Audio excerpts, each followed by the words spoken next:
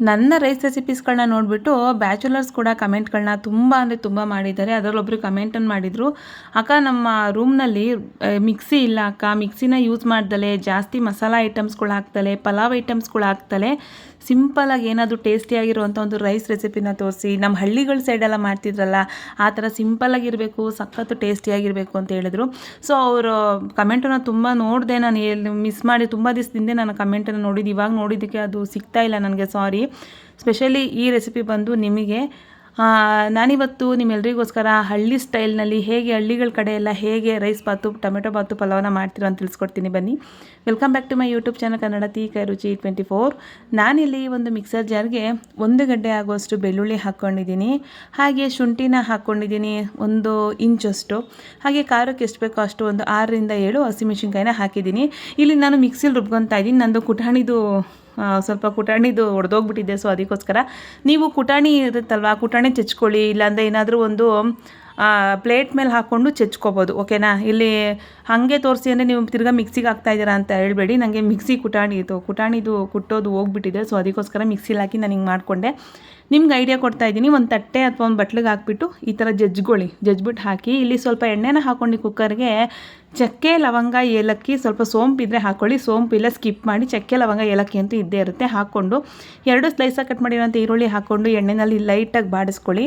ಇಲ್ಲಿ ನಾವು ಎಲ್ಲ ತರಕಾರಿಗೆ ಇಲ್ಲಿ ಮಿಕ್ಸಿ ಮಾಡಿ ಇಟ್ಟಿದ್ವಲ್ಲ, ಚಕ್ಕೆ ಶುಂಠಿ ಬೆಳ್ಳುಳ್ಳಿ ಹಸಿಮೆಣಸಿನ್ಕಾಯಿನ ಅದನ್ನು ಕೂಡ ಇಲ್ಲಿ ಸೇರಿಸ್ಕೊಂಡು ಹಸಿ ಸ್ಮೆಲ್ ಹೋಗೋವರೆಗೂ ಅದನ್ನು ಫ್ರೈ ಮಾಡ್ಕೊತಾ ಇದ್ದೀನಿ. ನೋಡಿ, ಇಲ್ಲಿ ನಾನು ಹಳ್ಳಿ ಕಡೆ ಚಪ್ರದ ಅವರೆಕಾಯಿ ಅಂತ ಸಿಗುತ್ತೆ, ನಿಮ್ಗೆ ತುಂಬ ಜನ ಗೊತ್ತಿಲ್ಲದೆ ಇರೋರು ಅದನ್ನ ಯಾವ ರೀತಿ ಹೇಳೋದು, ಅದು ಅವರೆಕಾಯಿ ಥರನೇ ಇರುತ್ತೆ, ಆದರೆ ಟೇಸ್ಟು ಅವರೆಕಾಯಿ ಥರ ಬರೋಲ್ಲ. ಇದು ಚಪ್ರದ ಅವರೆಕಾಯಿ ಸಿಕ್ಕಿತ್ತು ನನಗೆ, ಸೊ ಅದಕ್ಕೆ ಹಾಕ್ಕೊಂಡಿದ್ದೀನಿ. ಬ್ಯಾಚುಲರ್ಸ್ ನಿಮಗಿಲ್ಲ ಅಂದರೆ ಹಸಿ ಬಟಾಣಿ ಇವೆಲ್ಲ ಕಾಮನಾಗಿ ಎಲ್ಲ ಕಡೆ ಸಿಗುತ್ತೆ, ಬಟಾಣಿ ಹಾಕಿಲ್ಲ ಅಂದರೂ ಚೆನ್ನಾಗೇ ಇರುತ್ತೆ, ಓಕೆನಾ. ಈ ಟೈಮಲ್ಲಿ ನೀವು ಕ್ಯಾರೆಟು ಬೀನ್ಸು ಏನಿದ್ರೂ ಹಾಕ್ಕೋಬೋದು, ಓಕೆನಾ.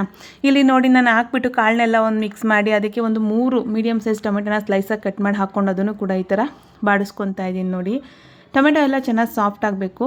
ಇಲ್ಲಿ ರುಚಿಗೆ ತಕ್ಕಷ್ಟು ಉಪ್ಪು, ಸ್ವಲ್ಪ ಅರಿಶಿನ, ಹಾಗೆ ಧನಿಯಾ ಪುಡಿ ಎಲ್ಲ ಇದ್ದೇ ಇರುತ್ತಲ್ವ, ಒಂದು ಪ್ಯಾಕೆಟಲ್ಲಾದರೂ ಬ್ಯಾಚುಲರ್ಸ್ ರೂಮಲ್ಲಿ ತಂದು ಇಟ್ಕೊಂಡಿರ್ತೀರ. ಇಲ್ಲಿ 1 ಟೇಬಲ್ ಸ್ಪೂನ್ ಆಗೋಷ್ಟು ಧನಿಯಾ ಪುಡಿನ ಇಲ್ಲಿ ಸೇರಿಸ್ಕೊಂಡು ಇಲ್ಲಿ ನೋಡಿ ಇದನ್ನು ಕೂಡ ನೀಟಾಗಿ ಒಂದು ಮಿಕ್ಸ್ ಮಾಡ್ಕೊತೀವಿ, ಓಕೆನಾ. ಟೊಮೆಟೊ ಎಲ್ಲ ಸ್ವಲ್ಪ ಲೈಟಾಗಿ ಸಾಫ್ಟ್ ಆಗಬೇಕು, ಜಾಸ್ತಿ ಎಲ್ಲ ಸಾಫ್ಟ್ ಆಗಬೇಕು ಅಂತೇನಿಲ್ಲ, ಲೈಟಾಗಿ ಸಾಫ್ಟ್ ಆಗಬೇಕು. ಶುಂಠಿ ಬೆಳ್ಳುಳ್ಳಿ ಹಸಿಮೆಣಸಿನ್ಕಾಯಿನ ತರತರಿಯಾಗಿ ನಾವು ಮಿಕ್ಸಿ ಮಾಡಿ ಹಾಕಿದ್ರೆ ಸ್ವಲ್ಪ ತಳ ಹಿಡಿಯುತ್ತೆ, ಏನು ಟೇಸ್ಟಲ್ಲೆಲ್ಲ ಏನು ವೇರಿಯೇಷನ್ ಆಗೋಲ್ಲ, ತಲೆ ಕೆಡಿಸ್ಕೋಬೇಡಿ. ಈ ಟೈಮಲ್ಲಿ ಇಲ್ಲಿ ನಾನು ತೊಳೆದು ನೆನೆಸಿಟ್ಟಿರೋಂಥ 1.5 ಗ್ಲಾಸ್ ಅಕ್ಕಿ ಹಾಗೆ 2.5 ಗ್ಲಾಸಷ್ಟು ನೀರನ್ನು ಇಲ್ಲಿ ಸೇರಿಸ್ಕೊತಾ ಇದ್ದೀನಿ, ಬಿಸಿ ನೀರು. ಆದಷ್ಟು ಯಾವುದೇ ರೈಸ್ ಐಟಮ್ಸ್ ಮಾಡಿ ಪಲಾವು ಬಿರಿಯಾನಿ ಏನೇ ಮಾಡಿದ್ರು ಬಿಸಿ ನೀರನ್ನೇ ಹಾಕ್ಕೊಳ್ಳಿ, ಚೆನ್ನಾಗಿ ಬರುತ್ತೆ, ಅನ್ನ ಸಾಫ್ಟಾಗಿರುತ್ತೆ. ಅಕ್ಕಿನ ನೆನೆಸಿ ಬಿಸಿನೀರು ಹಾಕ್ಬಿಟ್ಟು ಮಾಡಿದ್ರೆ ಅನ್ನ ಸಾಫ್ಟಾಗಿರುತ್ತೆ, ಟೇಸ್ಟಿಯಾಗಿರುತ್ತೆ.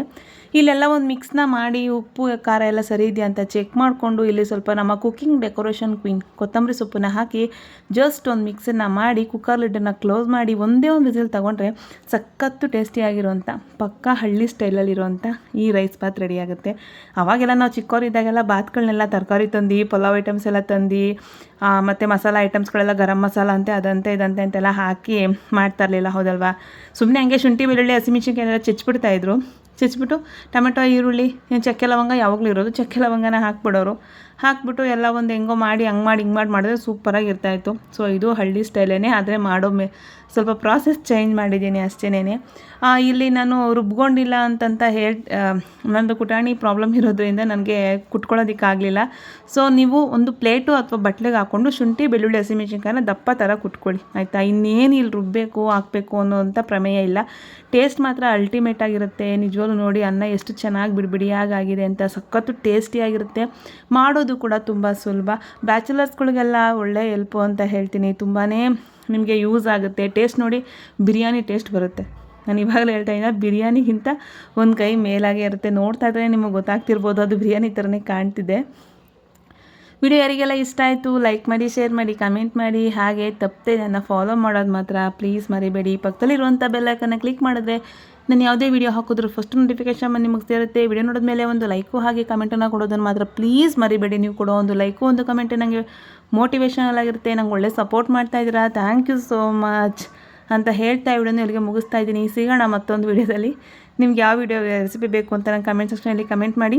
Thank you so much, love you all, take care, bye ಅಂತ ಹೇಳ್ತಾ ಈ ರೆಸಿಪಿನ ಎಂಜಾಯ್ ಮಾಡಿ. ಬ್ಯಾಚುಲರ್ಸ್ ಮಾತ್ರ ಅಲ್ಲ, ಮನೆಗಳಲ್ಲೂ ಮಾಡಿ ಎಂಜಾಯ್ ಮಾಡಿ. Love you all.